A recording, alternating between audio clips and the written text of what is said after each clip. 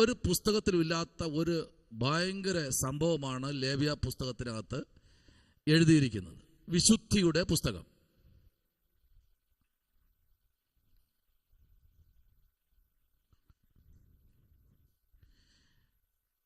ഇതില് ആ വിശുദ്ധിയുടെ പുസ്തകം എഴുതിയിട്ട് താഴൊരു വര ഇട്ടിട്ട് അടുത്ത് 1 യാഗങ്ങൾ,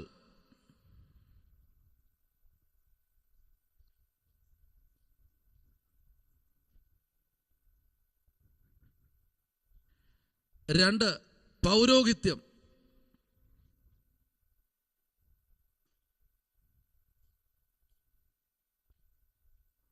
3 പെരുന്നാളുകൾ,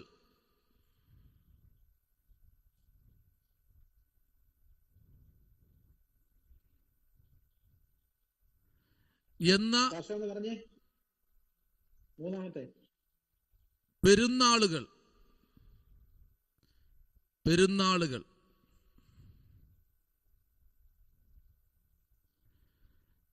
എന്ന വിവിധ നിയമങ്ങൾ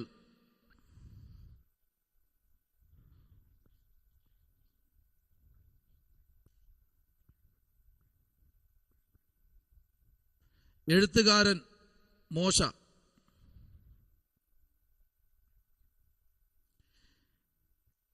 എഴുതിയ കാലഘട്ടം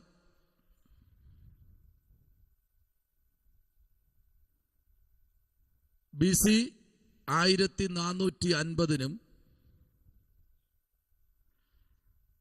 1410-നും.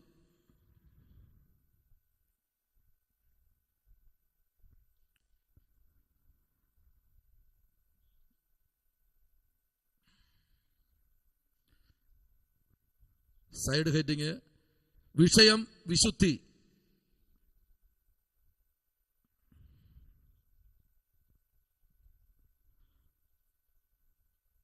വിഷയം വിശുദ്ധി.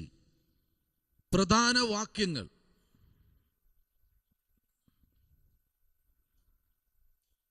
ലേവ്യ പുസ്തകം 19:2.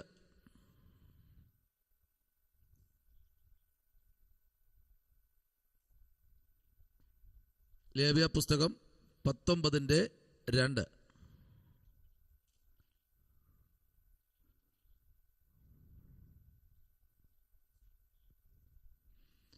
നീ ഇസ്രായേൽ മക്കളോട് സർവ സഭകളോടും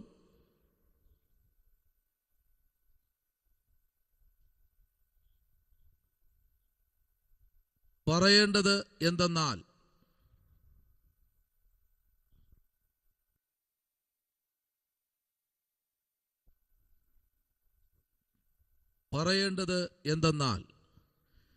നിങ്ങളുടെ ദൈവമായ യഹോവ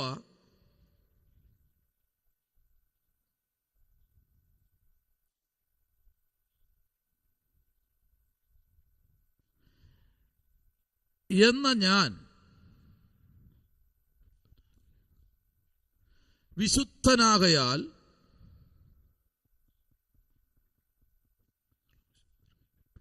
നിങ്ങളും വിശുദ്ധരായിരിപ്പീൻ.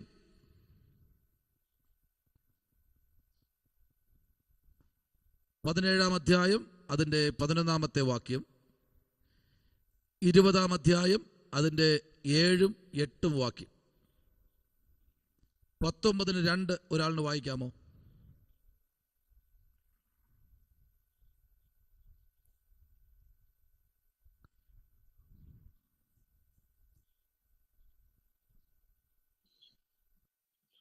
യഹോവ പിന്നെയും മോശയോട് അരുളി ചെയ്തത്, നീ ഇസ്രായേൽ മക്കളുടെ സർവ്വസഭയോടും പറയേണ്ടത് എന്തെന്നാൽ, നിങ്ങളുടെ ദൈവമായ യഹോവ എന്ന ഞാൻ വിശുദ്ധനാകയാൽ നിങ്ങളും വിശുദ്ധരായിരിപ്പീൻ.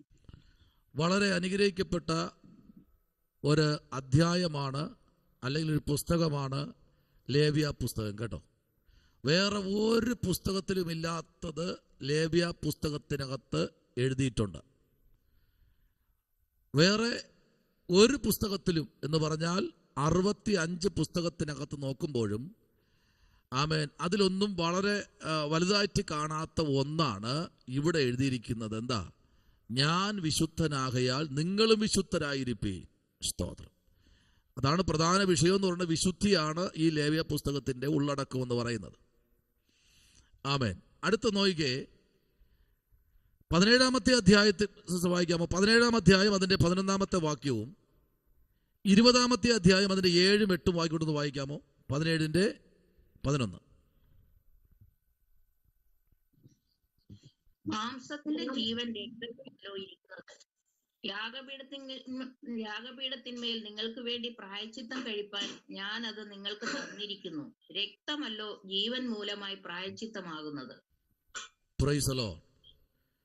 അപ്പോ ഇവിടെ മോശ ദൈവത്തിൽ നിന്ന് പ്രാപിച്ചിട്ട് ഇസ്രായേലിന് കൊടുക്കുന്ന ഒരു ദൂത് ഇങ്ങനെയാണ്: മാംസത്തിന്റെ ജീവൻ രക്തത്തിലല്ല ഇരിക്കുന്നത്.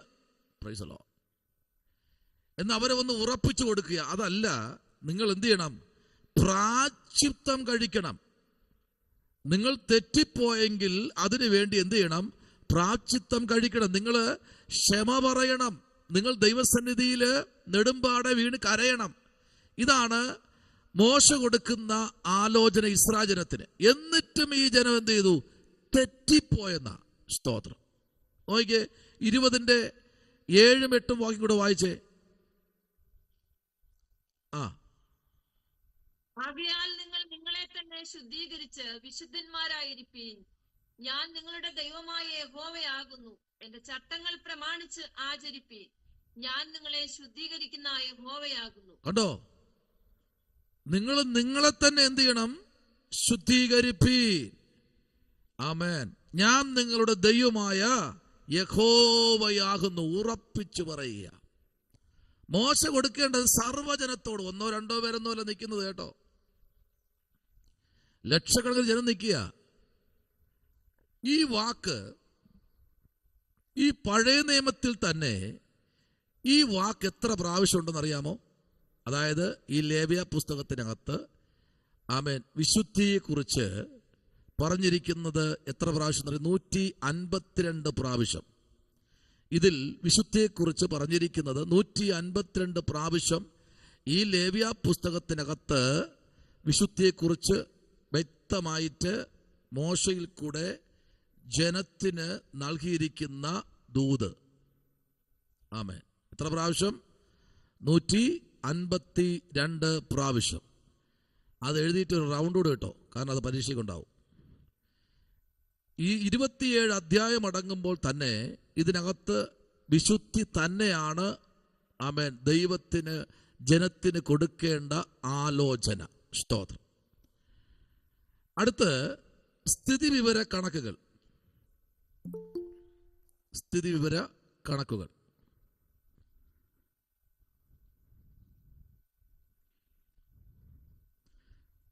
സത്യവേദ പുസ്തകത്തിലെ 3-ാമത്തെ പുസ്തകം.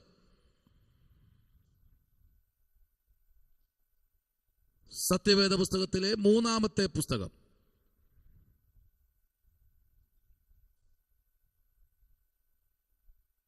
അധ്യായങ്ങൾ 27.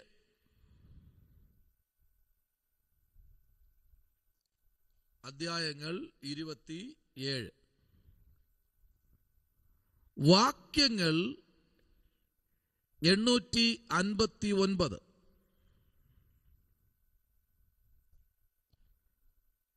ചോദ്യങ്ങൾ 3.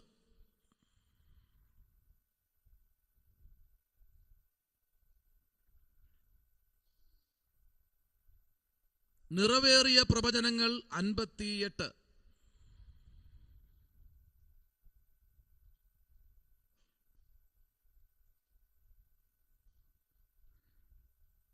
നിറവേറാത്ത പ്രവചനങ്ങൾ 6.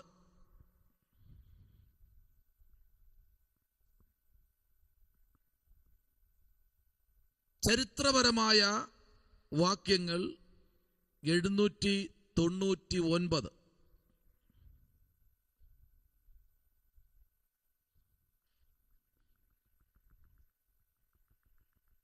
അടുത്ത് ആജ്ഞകൾ.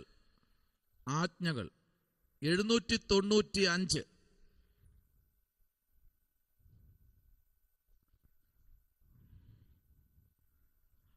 വാഴ്ത്തത്തങ്ങൾ 26. കേട്ടില്ലല്ലോ പാസ്റ്ററെ. ആജ്ഞകൾ 795. അടുത്ത് വാഴ്ത്തത്തങ്ങൾ 26. വാഴ്ത്തത്തങ്ങൾ 26. ഓക്കെ. മുന്നറിയിപ്പുകൾ. മുന്നറിയിപ്പുകൾ 125.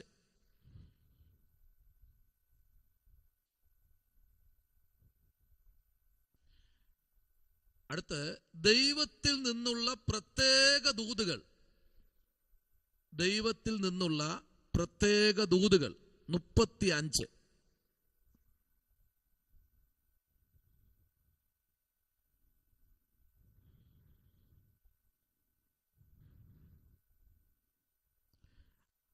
അടുത്ത് ലേവ്യ പുസ്തകത്തിലെ കേന്ദ്രവാക്യങ്ങൾ. ലേവ്യ പുസ്തകത്തിലെ കേന്ദ്രവാക്യങ്ങൾ. പ്രൊഫസർ കൈവച്ച് ഫ്രണ്ടിൽ വാ.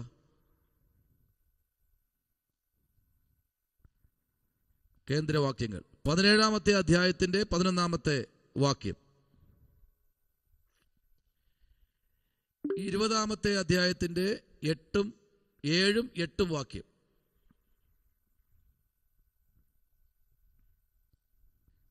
17-ന്റെ 11, 20-ന്റെ 7, 8.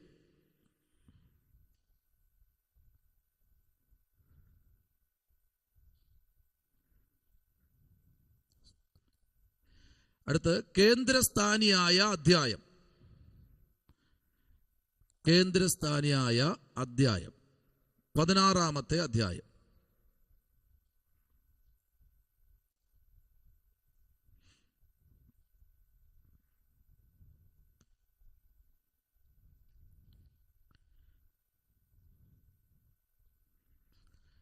പ്രത്യേക ഒരു കാര്യമുണ്ട്. ഈ പുസ്തകത്തിനകത്ത് ഉൽപ്പത്തി പുസ്തകത്തിനകത്തുള്ളതുപോലെ അല്ല, 2 പുറപ്പാട് പുസ്തകത്തിലുള്ളതുപോലെ അല്ല. അപ്പോൾ തന്നെ ഈ 2 പുസ്തകത്തിലെയും കൂടെ ചേർത്താണ് ഈ ലേവ്യ പുസ്തകത്തിനകത്തുള്ള അരുളപ്പാടുകളും. മാത്രവുമല്ല, അതിൽ തുടങ്ങി മോശ വച്ചതിനെ പലതും ഈ ലേവ്യ പുസ്തകത്തിനകത്ത് അത് തീർക്കുന്നുണ്ട്. മോശയിൽ കൂടെ ദൈവം അത് തീർക്കുന്നുണ്ട്. കാരണം 16-ാമത്തെ അധ്യായം നമ്മൾ പഠിക്കുമ്പോൾ അതിനകത്തൊന്ന് വായിച്ചേ. 16-ാമത്തെ അധ്യായം ഒന്ന് വായിച്ചേ. കുറച്ചുകൂടി നമുക്കത് ആധികാരികമായി ചിന്തിക്കാൻ കഴിയും. 16-ാമത്തെ അധ്യായം, പ്രൈസ് ദി ലോർഡ്. അതിൻ്റെ 16-ാമത്തെ അധ്യായത്തിൻ്റെ 29-ാമത്തെ വാക്യം ഒന്ന് വായിച്ചേ.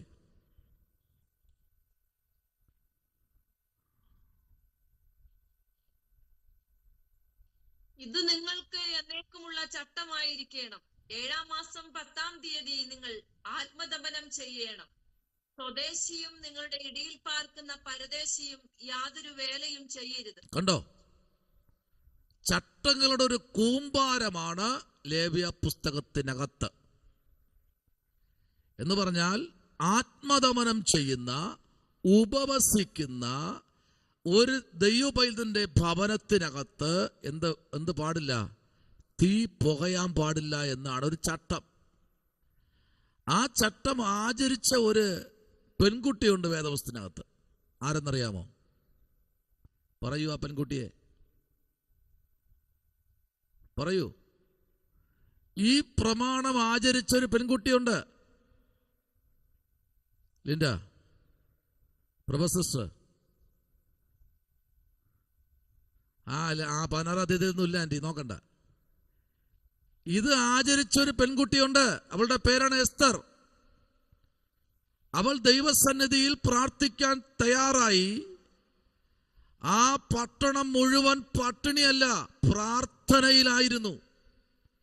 ആട്, മാട്, ഒട്ടകം, കഴുത ഒന്നിനും ഒരാഹാരവും കൊടുത്തിട്ടില്ല. നമ്മളോ? ഗസ്റ്റ് വരിക, ഗസ്റ്റ്. അപ്പുറത്തെ വീട്ടിലെ പൂവൻകോഴിക്ക് വില പറയും. കിട്ടിയില്ലെങ്കിൽ നമ്മൾ പിടിച്ചെടുത്ത് അറുത്ത് നമ്മൾ പാചകം ചെയ്യും, അല്ലേ? എന്താ അവിടെ പ്രാർത്ഥന? ഉപവാസ പ്രാർത്ഥനയാ. അങ്ങനെ കൊടുക്കണമെങ്കിൽ ആ പാസ്റ്ററെ രഹസ്യമായി വിളിച്ച് കടയിൽ കൊണ്ട് നിർത്തി വാങ്ങിച്ചു കൊടുക്കണം. സ്തോത്രം. എനിക്കങ്ങനെ തന്നിട്ടുണ്ട്, അതുകൊണ്ടാണ് പറഞ്ഞത്. ഞാൻ എവിടെ ഉപവാസ പ്രാർത്ഥന വെച്ചാലും പറയും ആഹാരം ഉണ്ടാക്കണ്ടെന്ന് പറയും. സ്തോത്രം. കാരണം വരുന്നതല്ല ആഹാരത്തിന് വേണ്ടി വരുന്നവരേ ഉള്ളൂ. ആഹാരം ഇല്ലെങ്കിൽ ഞങ്ങൾ വരത്തില്ല. ഓക്കെ, കഴിഞ്ഞ പ്രാവശ്യം നിങ്ങളുടെ വീട്ടിൽ പ്രാർത്ഥന വെച്ചപ്പോൾ നിങ്ങൾ കൊടുത്തത് ചപ്പാത്തി ഇറച്ചിയായിരിക്കട്ടെ, അല്ലെന്നുണ്ടെങ്കിൽ പൊറോട്ട ഇറച്ചിയായിരിക്കട്ടെ, അല്ലെങ്കിൽ ബിരിയാണി ആയിരിക്കട്ടെ. എന്നാൽ ഈ പഞ്ഞമാസത്തിൽ നിങ്ങളൊരു പ്രാർത്ഥന വയ്ക്കുമ്പോൾ ബിരിയാണിയും പോയിട്ട് ചപ്പാത്തിയും ഇല്ല, കുരുക്കുള്ളപ്പവും ഇല്ല, പിന്നീന്ന് കുത്തുന്ന സാധനവും ഇല്ല, ഒന്നുമില്ല, കട്ടൻ ചായയും ഒരു വടയും അല്ലെങ്കിൽ ഒരു പപ്സും ആയിരിക്കട്ടെ, അടുത്ത പ്രാർത്ഥനയ്ക്ക് പ്രതീക്ഷിക്കേണ്ട. അതാണ് ജനം. നമ്മൾ എവിടെയാ തെറ്റിപ്പോയെന്നറിയാമോ? പ്രമാണത്തിനകത്ത് നിന്ന് വിദൂരം സഞ്ചരിച്ചു കൊണ്ടിരിക്കുന്നു.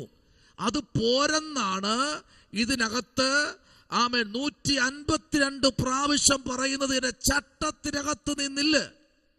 സഭ ചട്ടത്തിനകത്ത് നിർത്തി മോശ. ചട്ടത്തിനകത്ത്, അതിനകത്ത് മോശ അവരെ നിർത്തിയപ്പോൾ യഹോവയായ ദൈവം മോശയോട് സംസാരിച്ച ദൂതുകൾ അറിയാമോ? പ്രത്യേകമായി അവനോട് സംസാരിക്കാൻ തുടങ്ങിയ ദൈവം എത്ര? 35 പ്രാവശ്യം മോശയുടെ നടുവിൽ മോശയോട് മാത്രം സംസാരിച്ചു. സ്തോത്രം. 35 പ്രാവശ്യം അവനോട് മാത്രം. ഞാൻ ചോദിക്കട്ടെ, രക്ഷിക്കപ്പെട്ട് എത്ര വർഷമായി? ഇതുവരെക്കെങ്കിലും ദൈവം നിങ്ങളുടെ അടുത്ത് വന്ന് എത്ര പ്രാവശ്യം സംസാരിച്ചിട്ടുണ്ട്?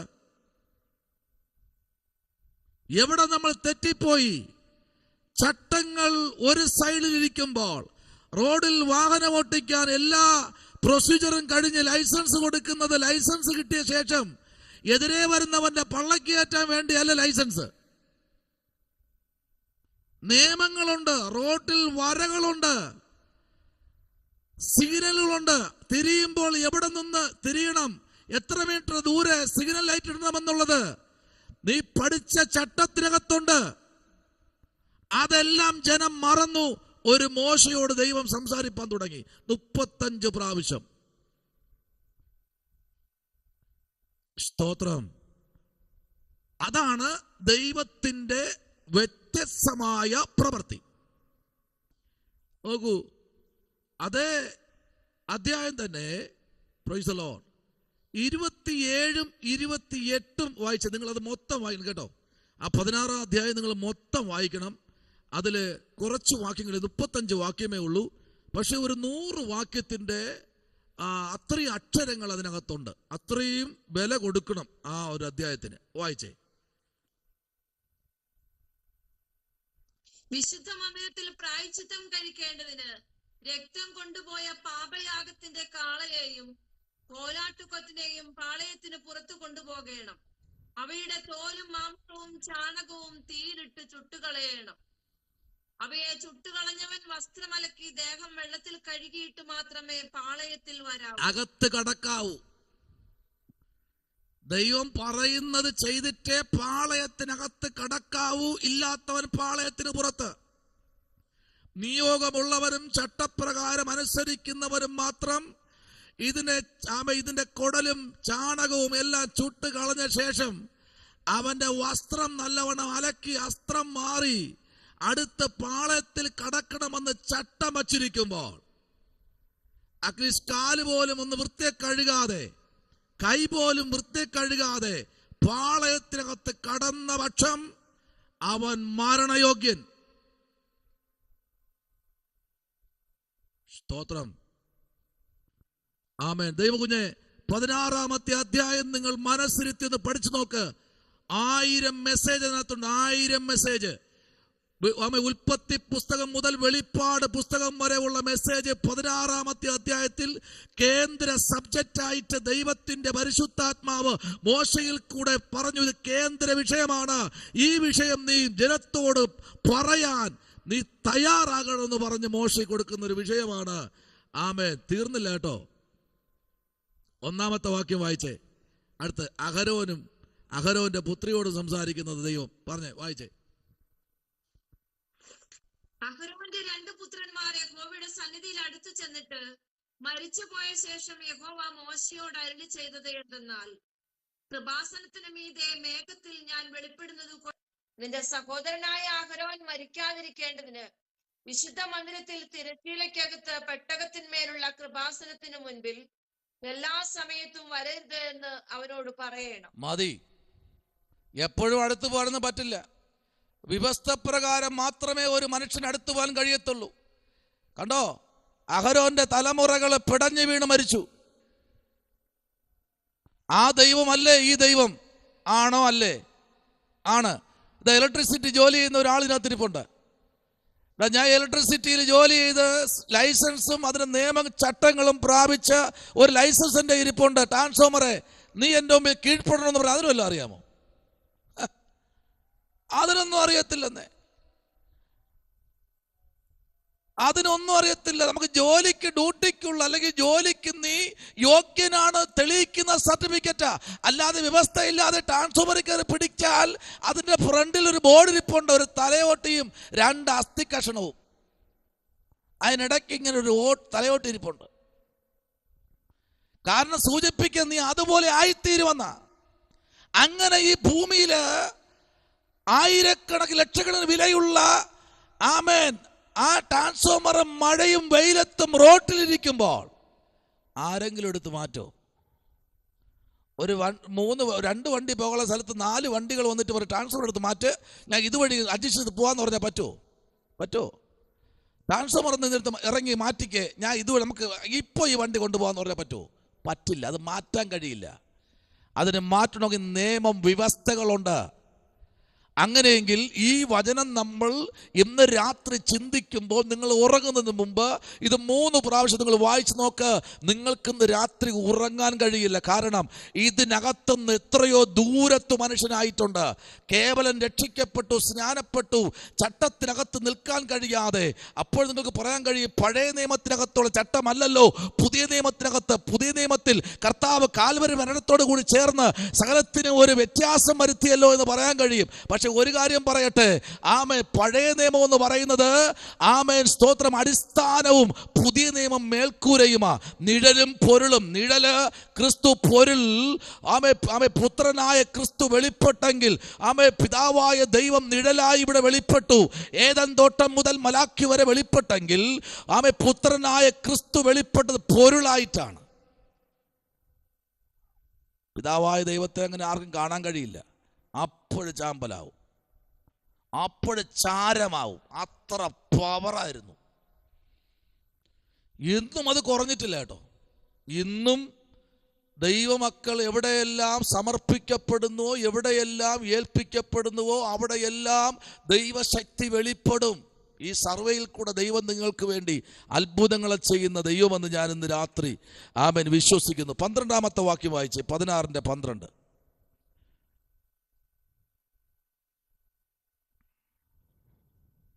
അവൻ യഹോവയുടെ സന്നിധിയിൽ യാഗപീഠത്തിന്മേലുള്ള തീക്കനൽ ഒരു കലശത്തിൽ നിറച്ച് സൗരഭ്യമുള്ള ധൂപവർഗപൂർണം കൈനിറയെ എടുത്തു തിരശ്ശീലയ്ക്കകത്ത് കൊണ്ടുവരണം. തിരശ്ശീലയ്ക്ക് പുറത്തല്ല, തിരശ്ശീലയ്ക്കകത്ത് കൊണ്ടുവരണം.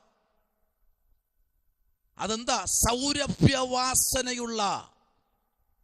സൗരഭ്യവാസനയുള്ള ഒരു യാഗത്തിന്റെ മേലുള്ള തീക്കനൽ കലശത്തിൽ എടുക്കണം.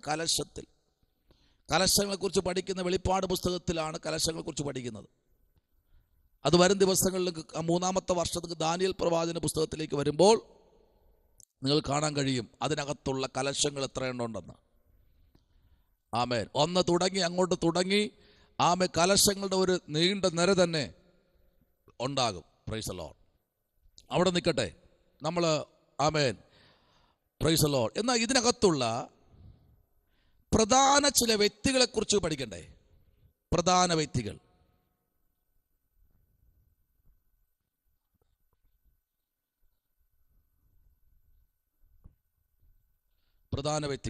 ഒന്ന് മോശ.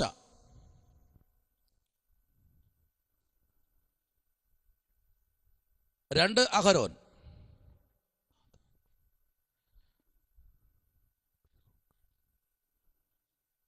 മൂന്ന് എലിയാസർ.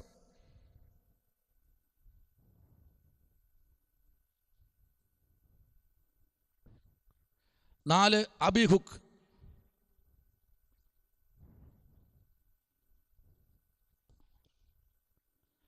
5 ഏഥാമർ. 5 പേരാണ് ഈ പുസ്തകത്തിലെ പ്രധാന കഥാപാത്രങ്ങൾ.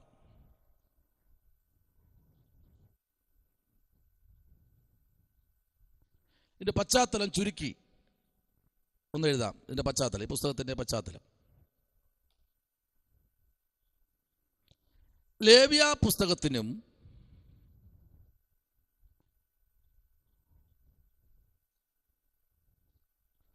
പുറപ്പാട് പുസ്തകത്തിനും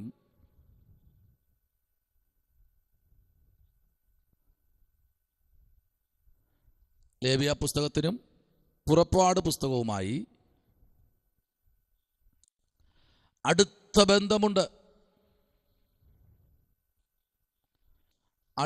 ബന്ധമുണ്ട്.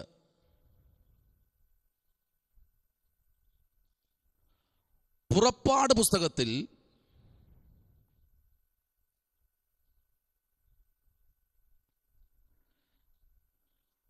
ഇസ്രായേൽ ജനം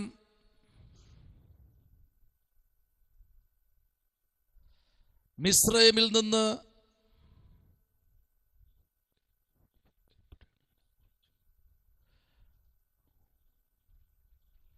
വിടുവിക്കപ്പെടേണ്ടതിനെക്കുറിച്ച്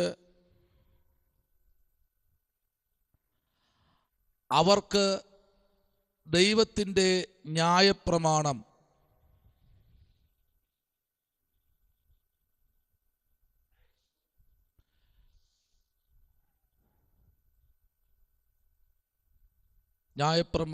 ലഭിച്ചതിനെക്കുറിച്ചും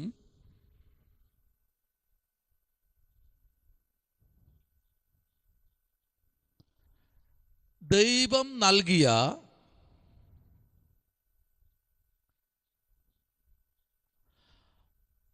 നൽകിയ മാതൃക പ്രകാരം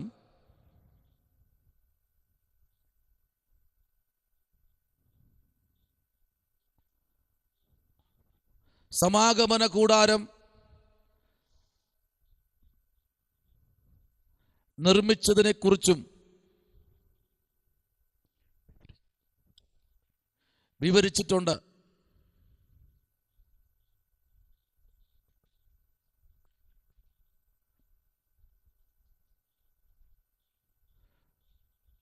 പുതിയതായി പണി കഴിപ്പിച്ച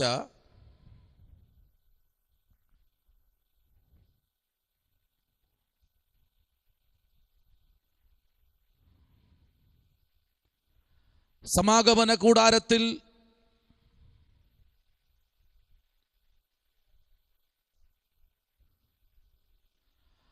അധിവസിക്കേണ്ടതിനു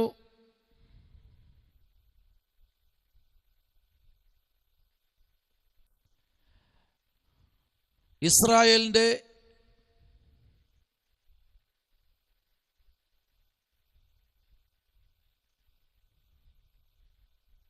പരിശുദ്ധനായവൻ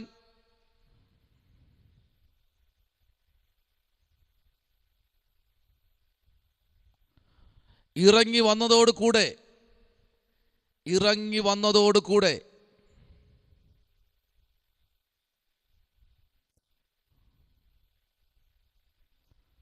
പുറപ്പാട് പുസ്തകം 40:24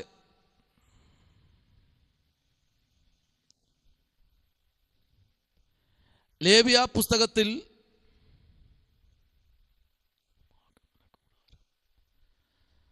സമാഗമന കൂടാരം പൂർത്തീകരിച്ചു.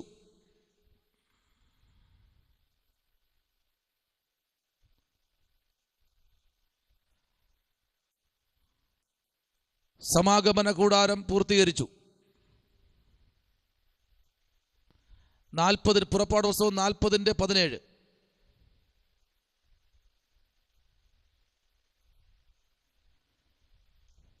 സീനായി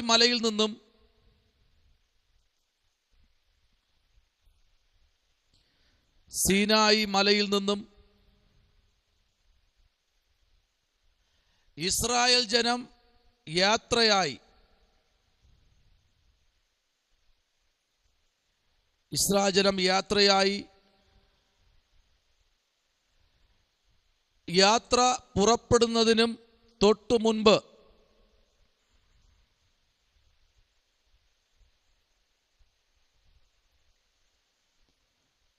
സംഖ്യാപുസ്തകം 10:11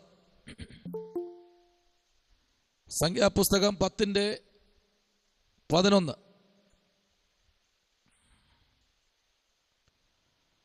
മധ്യേയുള്ള 2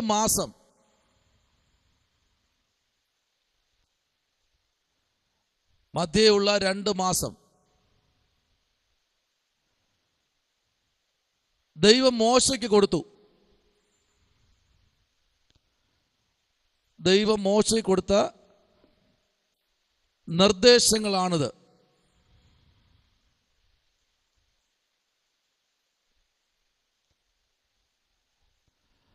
നിർദ്ദേശങ്ങളാണ് ഉൾപ്പെടുത്തിയിരിക്കുന്നത്.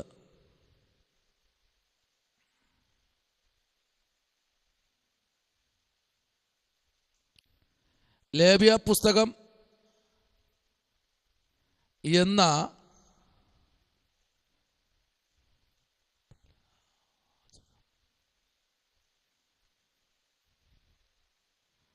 തലവാചകം ബ്രാക്കറ്റിൽ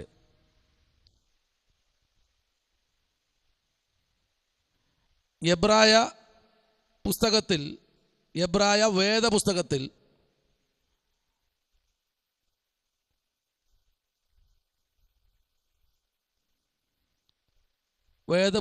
നിന്നും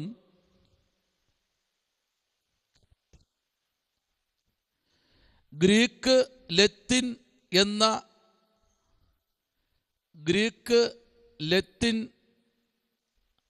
എന്നീ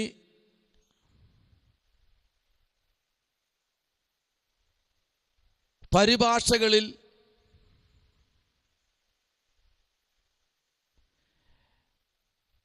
നിന്നും എടുത്തിട്ടുള്ളതാണ് തലവാചകം.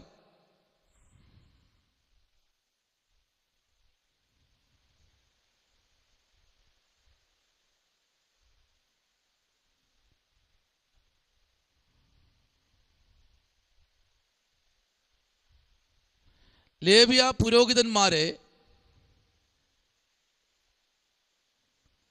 മാത്രം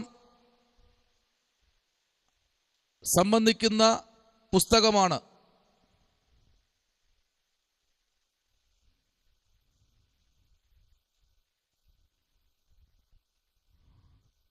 ഈ പുസ്തകത്തിൻ്റെ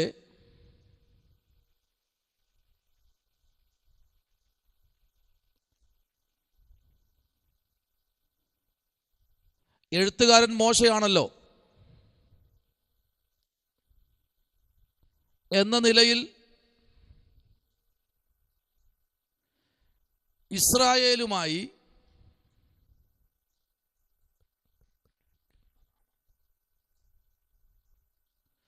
ബന്ധപ്പെട്ടിരിക്കുന്നതാണ്.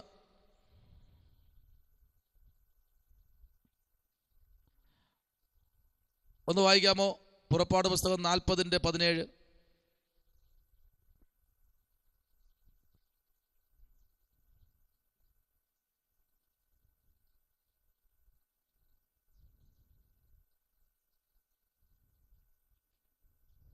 ഇങ്ങനെ 2-ാം സംവത്സരം 1-ാം മാസം 1-ാം തീയതി തിരുനിവാസം നിവർത്തു.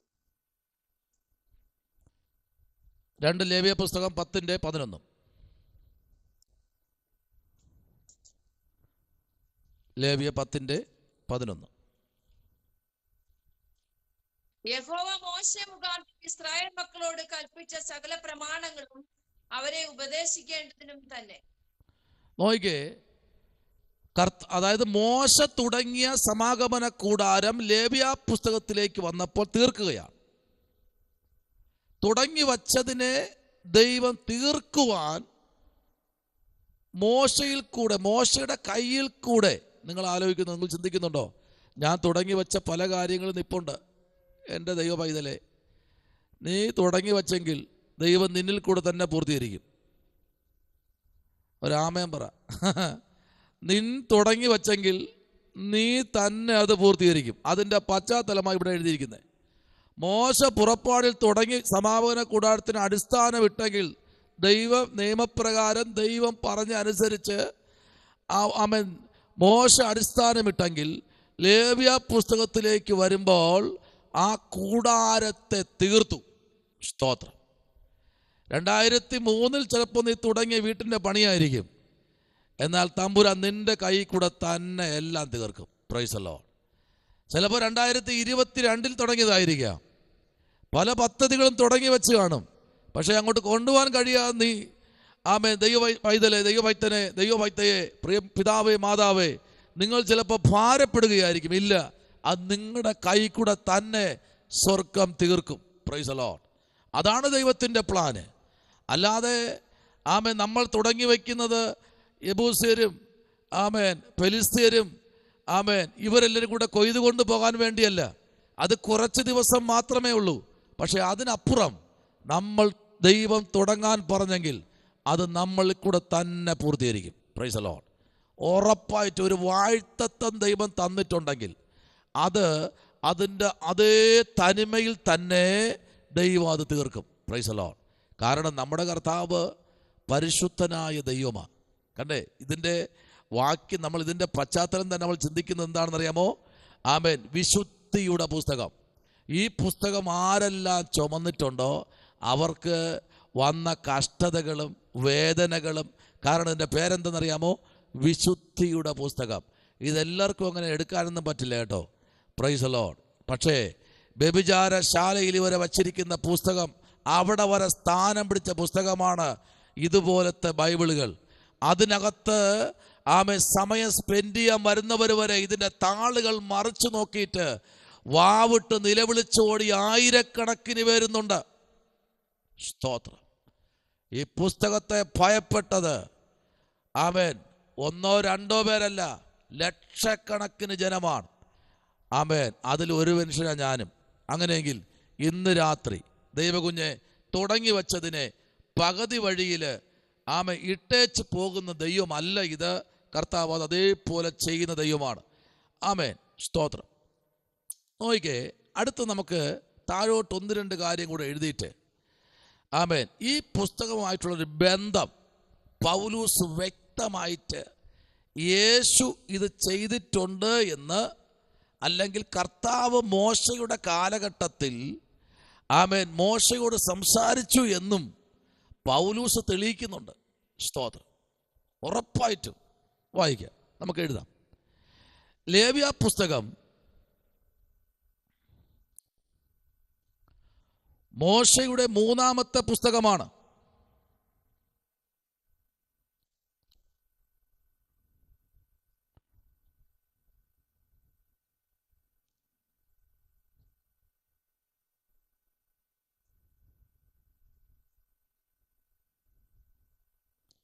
ദൈവത്തിൻ്റെ നേരിട്ടുള്ള അരുളപ്പാടുകളും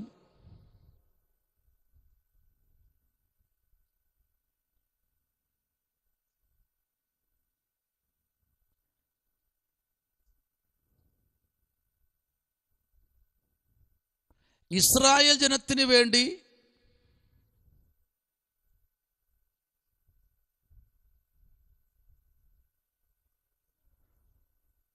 മോശയ്ക്ക് ലഭിച്ച വെളിപ്പാടുകളുമാണ്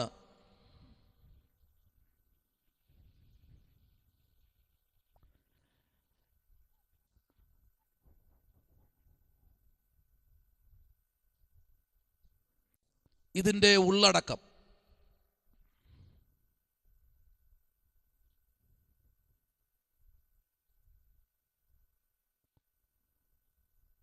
ഈ വസ്തുത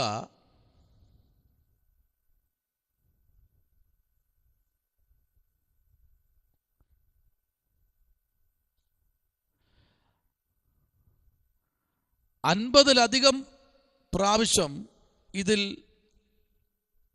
ഉറപ്പിച്ചു.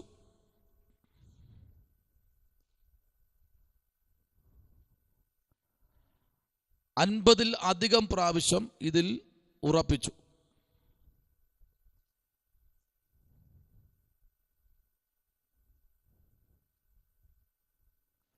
പിന്നീട് മോശ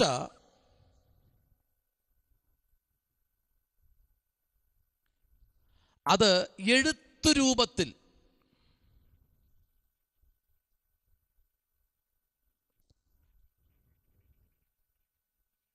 സൂക്ഷിച്ചു.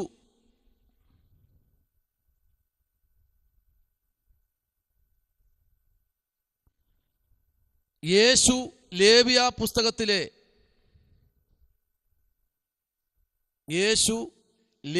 പുസ്തകത്തിലെ തങ്ങന്മാരിക്കാമോ?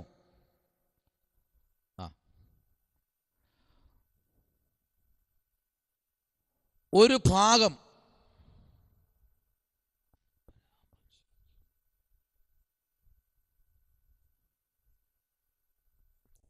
അത് മോശയിലൂടെയാണെന്ന് ഉറപ്പിക്കുകയും ചെയ്തിരിക്കുന്നു. ഒരാള് ഒരു കർത്താവിൻ്റെ അഭിഷത്തിനെ വായിക്കണേ. മാർക്കോസ് എഴുതിയ സുവിശേഷം 1-ാം അധ്യായം 44-ാമത്തെ വാക്യം.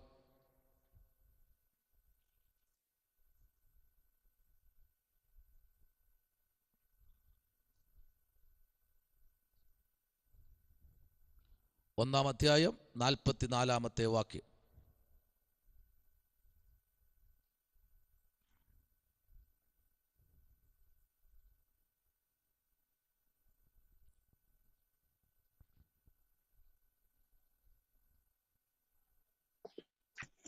നോക്കൂ, ആരോടും ഒന്നും പറയരുത്. എന്നാൽ ചെന്ന് പുരോഹിതന് നിന്നെ തന്നെ കാണിച്ച് നിന്റെ ശുദ്ധീകരണത്തിന് വേണ്ടി മോശ കൽപ്പിച്ചത് അവർക്ക് സാക്ഷ്യത്തിനായി അർപ്പിക്ക എന്ന് പറഞ്ഞ് അവനെ വിട്ടയച്ചു. കണ്ടോ? പുതിയ നിയമത്തിനകത്ത് കൊണ്ട് നിർത്തിയിരിക്കുക. നീ എന്ത് ചെയ്യണം? പുരോഹിതന് നിന്നെ തന്നെ കാണിച്ച് നിന്റെ ശുദ്ധീകരണത്തിന് വേണ്ടി മോശ കൽപ്പിച്ചത് അവർക്ക് സാക്ഷ്യത്തിനായി അർപ്പിക്കുക എന്ന് പറഞ്ഞ് അവനെ വിട്ടയച്ചു. സ്തോത്രം. അപ്പോൾ ഇത് യേശു കർത്താവിൻ്റെ കാലഘട്ടം ശരിക്ക് ഈ ലേവ്യ പുസ്തകത്തിനകത്ത് ചില ആലോചനകൾ കൂടെ അവിടെ പറഞ്ഞിട്ടുണ്ട്. സ്തോത്രം. ആമേൻ. യെശയ്യാവിൻ്റെ പുസ്തകത്തിൽ ആമേൻ യെശയ്യാ പ്രവാചകൻ പറഞ്ഞിരിക്കുന്നു, നമുക്കൊരു ശിശു ജനിച്ചിരിക്കുന്നു എന്ന് പ്രവചിക്കുന്നു. ആ പ്രവചനം ലേവ്യ പുസ്തകത്തിൽ കൂടെ നിറവേറിപ്പോകുകയാണ്. തെളിയിക്കുക കേട്ടോ. അടുത്ത് അപ്പോസ്തലനായ പൗലൂസ്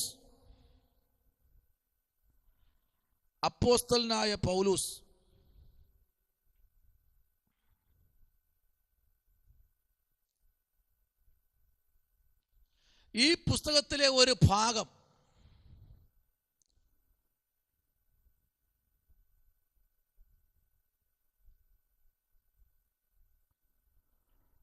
മോശ അത് എഴുതിയിരിക്കുന്നു എന്നത്രേ റോമാലേഖനം 10-ാം അധ്യായം അതിൻ്റെ 5-ാമത്തെ വാക്യം ഒരാളിന് വായിക്കും.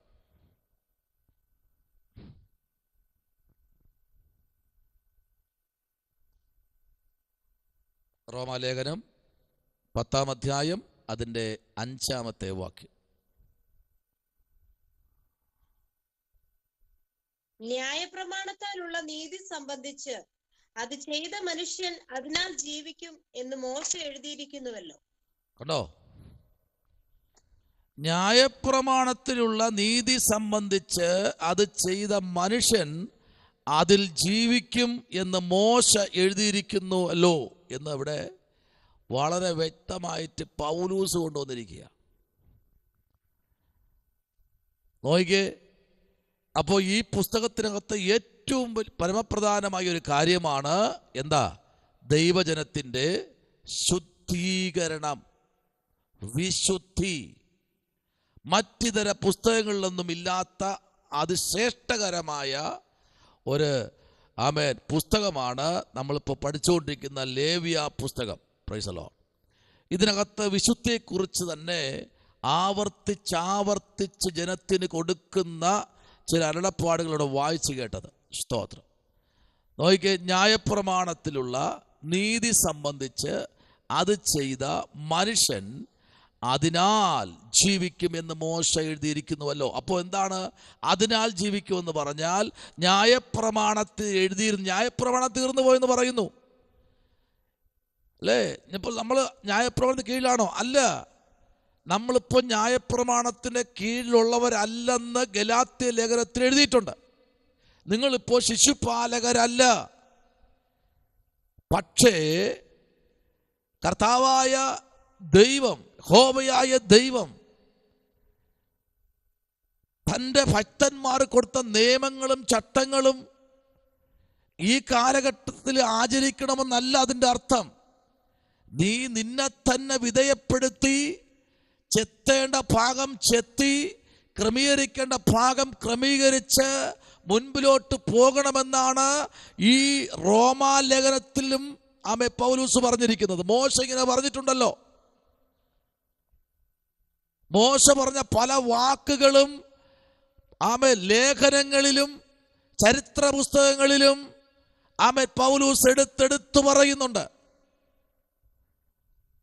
അതാണ് ആ പുസ്തകത്തിന് പേര് പഞ്ചഗ്രന്ഥങ്ങൾ.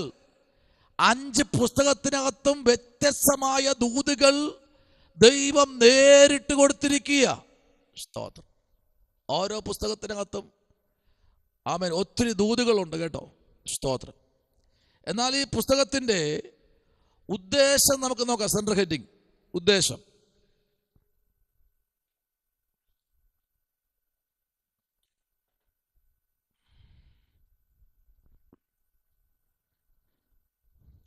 രക്തത്താലുള്ള പ്രായശ്ചിത്തം.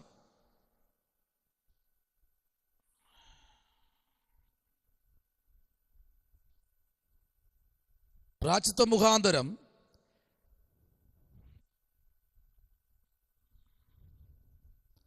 ദൈവത്തെ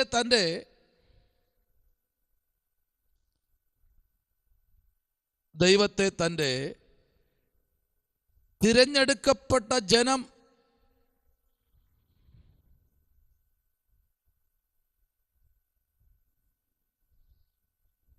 ദൈവത്തിൻ്റെ ന്യായപ്രമാണത്തിലുള്ള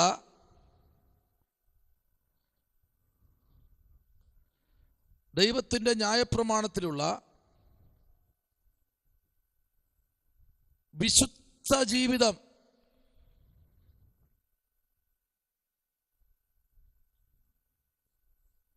നയിക്കേണ്ടതിനെപ്പറ്റിയും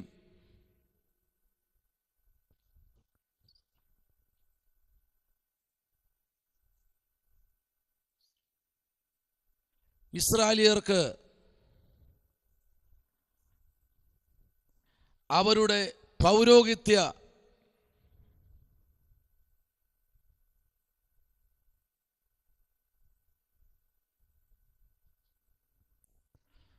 ശുശ്രൂഷകൾക്ക് വേണ്ടി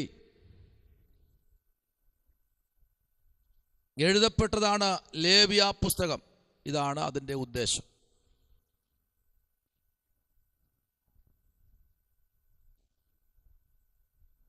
ഇന്നത്തെ പോലെ ബൈബിൾ കോളേജിൽ 1 വർഷമോ 2 വർഷമോ പഠിച്ച് ഇറങ്ങിയിട്ട് ഒരു ബൈബിൾ വാങ്ങിച്ചുകൊണ്ട് നേരെ പോകുന്ന ശുശ്രൂഷയല്ല അന്ന് ഓരോ ശുശ്രൂഷയ്ക്കും അതിൻ്റെതായ ചട്ടമുണ്ടായിരുന്നു. ഇന്നങ്ങനെയാണോ? അല്ല. അന്ന് ഒരു ശുശ്രൂഷകൻ ശുശ്രൂഷയ്ക്ക് ഇറങ്ങണമെങ്കിൽ വിവിധ സ്റ്റേജുകളിലേക്ക് വരണം. മൂപ്പന്മാർ പ്രത്യേകിച്ച് കൈവയ്ക്കണം. അവൻ്റെ വിശുദ്ധ ജീവിതം അവർ പരിശോധിക്കും. അവൻ്റെ യാത്രകൾ അവർ പരിശോധിക്കും. അവൻ്റെ സകല പ്രവൃത്തിയും അവർ പരിശോധിക്കും. എന്നിട്ട് മാത്രമേ പൗരോഹിത്യ ശുശ്രൂഷയിലേക്ക് കടക്കാൻ കഴിയത്തുള്ളൂ. ഒരു പുരോഹിത ശുശ്രൂഷയിലേക്ക് അവന് പോകാൻ കഴിയത്തുള്ളൂ. ഇന്ന് അങ്ങനെയല്ല. ഇന്ന് പല നിലയിലും മനുഷ്യൻ പുസ്തകങ്ങൾ വാങ്ങി പഠിച്ച് മുമ്പിലോട്ട് പോകുന്നത് നാം കാണാൻ കഴിയുന്നുണ്ട്. ആമേൻ. അന്ന് ആ കാലഘട്ടങ്ങളിൽ ഒരു മനുഷ്യൻ്റെ കാൽ കീഴ്, അതായത് BC 1450 കാലഘട്ടത്തെക്കുറിച്ചാണ് പറയുന്നത്. ആ കാലഘട്ടങ്ങളിൽ ഭക്തന്മാരുടെ കാൽച്ചുവടുകളിൽ ഇരുന്ന് പഠിച്ച വിശുദ്ധന്മാരെ പറ്റിയാണ് ഇവിടെ പറയുന്നത് കേട്ടോ. ഇന്നത്തെ കാര്യമല്ല. ഇന്ന് കീബോർഡ് വരെ അന്യഭാഷ ആരാധിക്കും. പിന്നെ ഇനി എന്ത് പറയണം? ആമേൻ. അന്നൊക്കെ ഭക്തന്മാർ കൈയടിച്ച് മുഴങ്കാലിൽ നിന്ന്, ആമേൻ. ഇവിടെ തങ്കമ്മേൻ്റെ ഇത്ര പ്രായം കുറഞ്ഞ ഒരാളാണ്, ചോദിച്ചാൽ പറഞ്ഞുതരും. കാരണം ഇന്ന് അന്നത്തെ CSI ആരാധനയല്ല ഇന്നത്തെ CSI ആരാധന അല്ല. ഇന്ന് CSIക്കകത്ത് അഭിഷേകം ഇറങ്ങുന്നുണ്ട്. ആമേൻ. അവർ കൈയടിച്ച് ദൈവത്തെ ആരാധിക്കുന്നുണ്ട്. CSI ആരാധനകൾക്കകത്ത് അച്ഛനൊരു കോട്ട് മാത്രമേ ഉള്ളൂ, പക്ഷെ ആരാധനയല്ല, ശക്തമേറിയ ആരാധനയാണ്. ആമേൻ. കാരണം മനസ്സിലാകുന്നുണ്ടോ? എല്ലാവർക്കും അതിൻ്റെതായ നിലയിൽ മുമ്പിലോട്ട് വന്നപ്പോൾ മനസ്സിലായി ഇതൊന്ന് ചട്ടക്കൂടിനകത്തുനിന്ന് പുറത്തിറങ്ങാൻ കഴിയുന്നില്ല. പക്ഷേ ഒരു അധ്യായമായിരിക്കും എല്ലാ സഭകളും വായിക്കുന്നത്. അപ്പോൾ തന്നെ വ്യത്യസ്തമായ ആലോചനകൾ ഓരോ പുരോഹിതന്മാർക്കും പൗരോഹിത്യ ശുശ്രൂഷയ്ക്ക് വേണ്ടി നിയോഗിക്കപ്പെട്ടവർക്കും ഓരോ ദൂതുകൾ സ്വർഗത്തിലെ ദൈവത്തിൽ നിന്ന് പ്രാപിച്ചാണ് ജനത്തിന് കൊടുക്കുന്നത്. സ്തോത്രം. അതിന്നുണ്ടോ? ഉണ്ടാകണം. അതിലേക്കാണ് നമ്മൾ വരേണ്ടത്. സ്തോത്രം. ആമേൻ. അല്ലാതെ ചുമ്മെന്നും ഒരു മനുഷ്യന് മുമ്പിലോട്ട് പോകാൻ കഴിയില്ല. ദൈവം കൂടെ വേണം. കണ്ടോ, 35 പ്രാവശ്യം മോശയോട് ദൈവം സംസാരിച്ചു. ഞാൻ ചോദിച്ചില്ലേ, നിങ്ങളോട് എത്ര പ്രാവശ്യം സംസാരിച്ചു ദൈവം? ദൈവം നിങ്ങളോട് സംസാരിച്ചിട്ടുണ്ടോ? ദൈവം നിങ്ങളോട് ഇടപെട്ടിട്ടുണ്ടോ? എത്ര പ്രാവശ്യം? നിങ്ങൾ ഡയറിയിൽ എഴുതിയിട്ടുണ്ടോ? ആ ശബ്ദം നിങ്ങൾ കേട്ടോ? സ്തോത്രം. എൻ്റെ കർത്താവ് സംസാരിക്കും, മൊബൈലിലൊന്നും റെക്കോർഡ് ചെയ്യാൻ പറ്റില്ല കേട്ടോ. അങ്ങനെയൊന്നും ആരും വിചാരിക്കരുത്. ഇന്ന് ആ ലോകമാണ്. ദൈവം സംസാരിച്ചെന്ന് പറഞ്ഞാൽ മൊബൈലിൽ റെക്കോർഡ് ചെയ്തിട്ടുള്ള കാലമാണ് ഇന്ന്. ഞാൻ അതിലൊന്നും വിശ്വസിക്കുന്നില്ല കേട്ടോ. എന്നാൽ ദൈവം എന്നോട് സംസാരിക്കുമ്പോൾ മൊബൈലൊന്നും എനിക്ക് റെക്കോർഡ് ചെയ്യാൻ എനിക്ക് കിട്ടിയിട്ടില്ല. സ്തോത്രം. ആമേൻ. ആ കാലഘട്ടമൊന്നും അല്ല ഇപ്പോൾ കേട്ടോ. ഇത് ആധുനിക സംവിധാനങ്ങളാണ്. ഇന്നെല്ലാത്തിനും ആമേൻ അതിൻ്റെതായ നിലയിൽ മനുഷ്യൻ പൊയ്ക്കൊണ്ടിരിക്കുമ്പോൾ ഇവിടെ ഒറ്റ കാര്യമേ ഉദ്ദേശത്തിന് ഉള്ളൂ. ഒന്ന്, അവരുടെ വിശുദ്ധിയും. രണ്ടെന്താ? പൗരോഹിത്യ ശുശ്രൂഷയിൽ അവർ നിൽക്കണം. അതാണ് ഈ ഉദ്ദേശം. ആമേൻ. അതിന് തുടക്കത്തിൽ നിങ്ങൾ വായിച്ചത് ഇങ്ങനെയല്ലേ നമ്മൾ എഴുതിയത്? വിഷയമെന്ന് പറഞ്ഞാൽ ഈ പുസ്തകത്തിന് എന്താ? വിശുദ്ധി, വിശുദ്ധി, വിശുദ്ധീകരണം, ശുദ്ധീകരണം. അതാണ് 16-ാമത്തെ അധ്യായം നിങ്ങൾ വായിക്കാതെ കിടക്കരുതെന്ന്. സ്തോത്രം. അടുത്ത് ഈ പുസ്തകത്തിലെ അവലോകനം, സെൻട്രൽ ഹെഡിങ്, പുസ്തക അവലോകനം.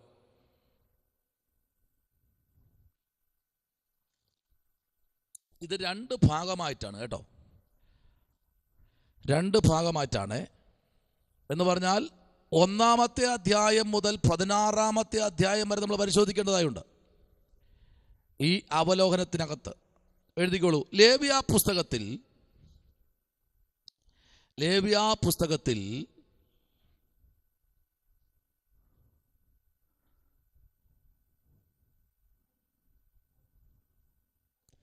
സർവപ്രധാനമായി ഉൾപ്പെടുത്തിയിരിക്കുന്ന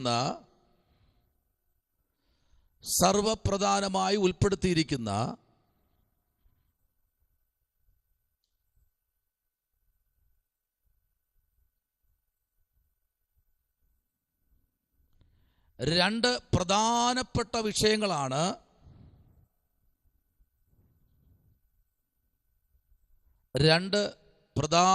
വിഷയങ്ങളാണ് അതിലൊന്ന് പ്രായശ്ചിത്തം,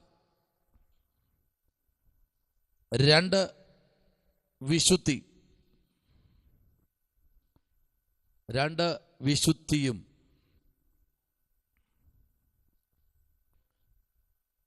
എന്നിട്ട് എ, 2 പാർട്ടാണ്, എ എന്നും ബി എന്നും. 1-ാം അധ്യായം മുതൽ 16-ാം അധ്യായം വരെയുള്ള അധ്യായങ്ങളിൽ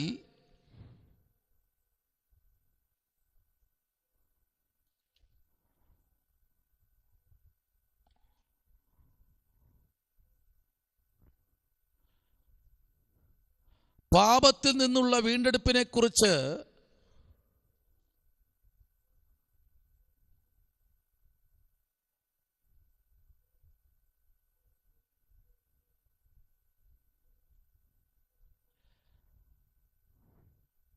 ദൈവത്തിൻ്റെ വ്യവസ്ഥകളെയും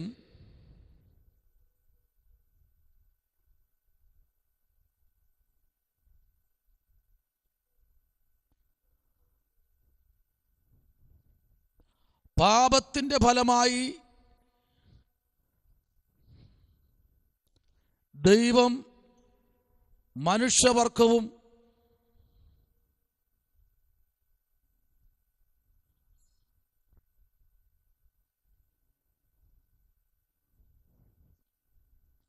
തമ്മിലുണ്ടായ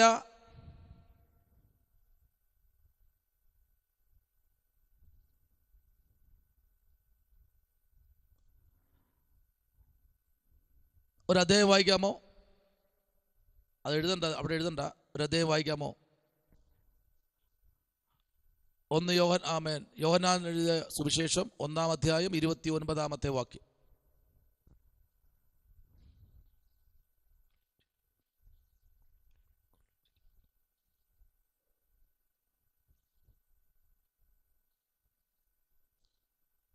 യോഹന്നാൻ എഴുതിയ സുവിശേഷം 1-ാം അധ്യായം 29-ാമത്തെ വാക്യം. പിറ്റന്നാൾ യേശു തന്റെ അടുക്കൽ വരുന്നത് അവൻ കണ്ടിട്ട്, ഇതാ ലോകത്തിന്റെ പാപം ചുമക്കുന്ന ദൈവത്തിന്റെ കുഞ്ഞാട്. ഇതാ ലോകത്തിന്റെ പാപത്തെ ചുമക്കുന്ന ദൈവത്തിന്റെ കുഞ്ഞാട്. യേശു കർത്താവ് ഈ ഭൂമിയിൽ ജഡാവതാരമായി ഇറങ്ങി വന്നതിൻ്റെ ഏറ്റവും പരമപ്രധാനമായ കേന്ദ്ര വിഷയമാണ് 1-ാമത്തെ അധ്യായം മുതൽ 16-ാമത്തെ അധ്യായം വരെ വായിക്കുമ്പോൾ, 17-ാമത്തെ അധ്യായത്തിൽ വായിക്കുമ്പോഴും അത് തന്നെയാണ്. എന്താണ് അവിടെ എഴുതിയിരിക്കുന്നത്? ലോകത്തിന്റെ പാപത്തെ ചുമക്കുന്ന ദൈവത്തിന്റെ കുഞ്ഞാട്. ഇതെങ്ങനെയാണ് മനുഷ്യൻ പാപം ചെയ്യുന്നത്? എഴുതിക്കോളൂ.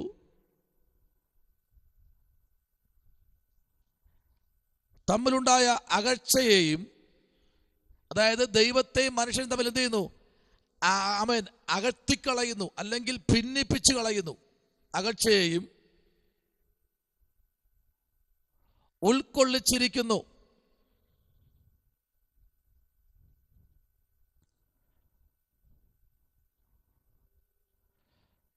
പ്രായശ്ചിത്തം കഴിക്കുക,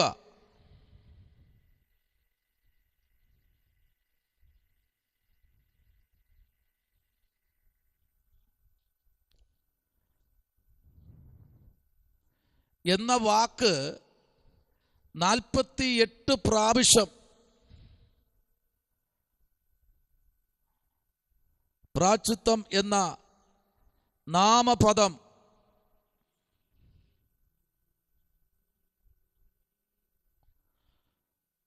മൂന്ന് പ്രാവശ്യവും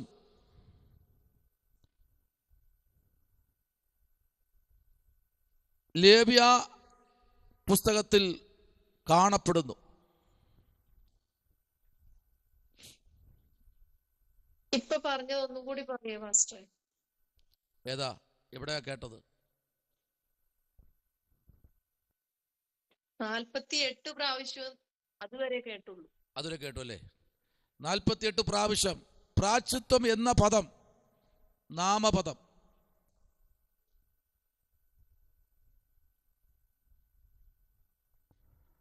മൂന്ന് പ്രാവശ്യവും ലേവ്യ പുസ്തകത്തിൽ കാണപ്പെടുന്നു.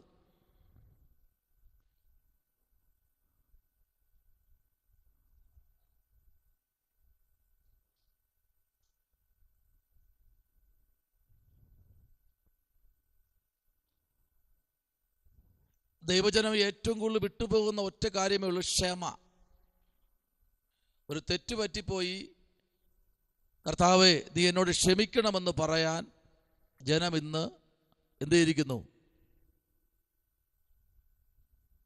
അകന്നു പോയിരിക്കുന്നു. അതാ ദൈവത്തെയും മനുഷ്യനെയും തമ്മിൽ ഭിന്നിപ്പിക്കുന്നത് സാത്താന്റെ പരിപാടിയാണ്. നിന്റെ പ്രാർത്ഥന ഒന്നും എന്ത് ചെയ്യരുത്?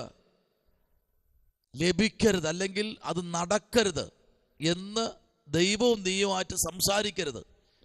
എന്തെങ്കിലും ഒരു ബുദ്ധിമുട്ടുണ്ടെങ്കിൽ ഉടനെ വിളിച്ച് സംസാരിച്ച് ക്ലിയർ ചെയ്യണം. അതാണ് ഇതിൻ്റെ ഏറ്റവും പരമപ്രധാനമായ കാര്യം. സ്തോത്രം. അടുത്ത് ബി.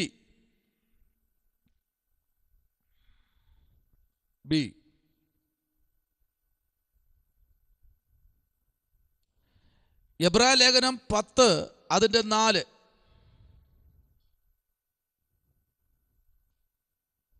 ലേവ്യ പുരോഹിതന്മാർ, ലേവ്യ പുരോഹിതന്മാർ അധ്യായങ്ങൾ 8-ാമത്തെ അധ്യായം മുതൽ 10-ാമത്തെ അധ്യായം വരെ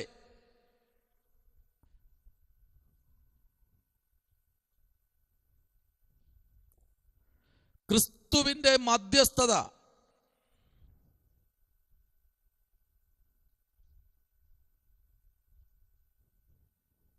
ശുശ്രൂഷയുടെ ഭാവി,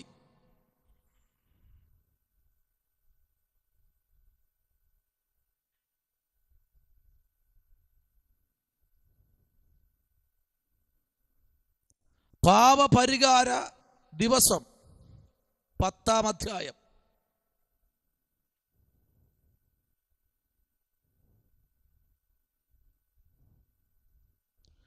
ക്രൂശീകരണത്തിന്റെ ഭാവി,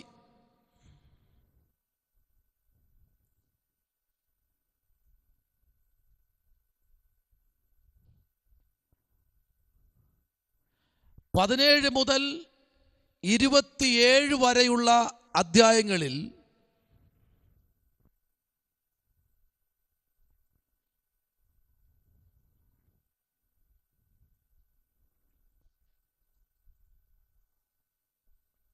ദൈവം തൻ്റെ ജനത്തെ വിശുദ്ധിയിലും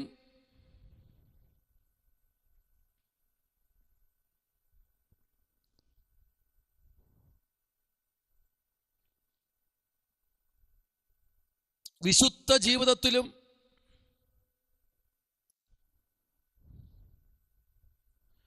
വിളിക്കുന്നു.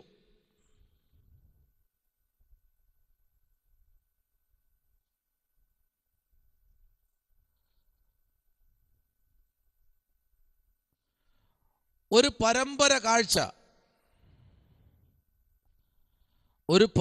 കാഴ്ച വച്ചിരിക്കുന്നു.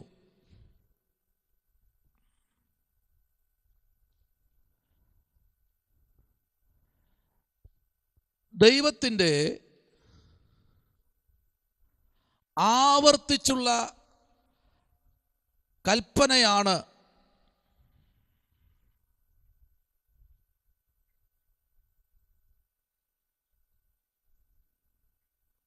നിങ്ങളുടെ ദൈവമായ യഹോവ എന്ന ഞാൻ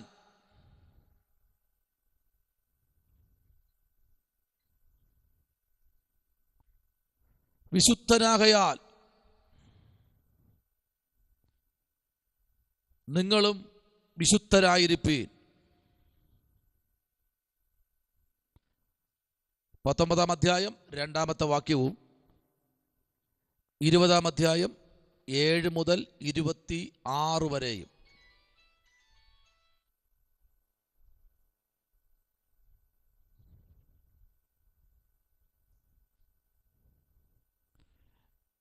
അധ്യായം 7 മുതൽ 26 വരെയും എന്നത് വിശുദ്ധിയുടെ എബ്രായ പദം 100-ൽ അധികം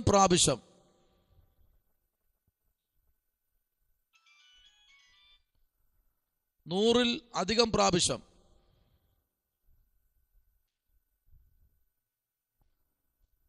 ആവർത്തിച്ചിരിക്കുന്നു.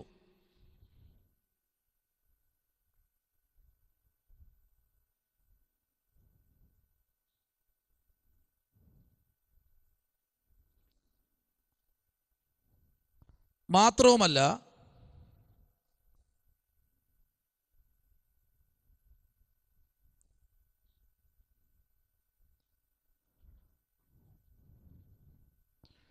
മനുഷ്യനോടുള്ള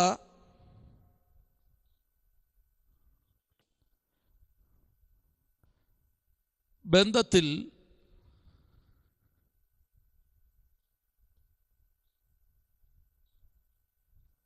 വിശുദ്ധിയും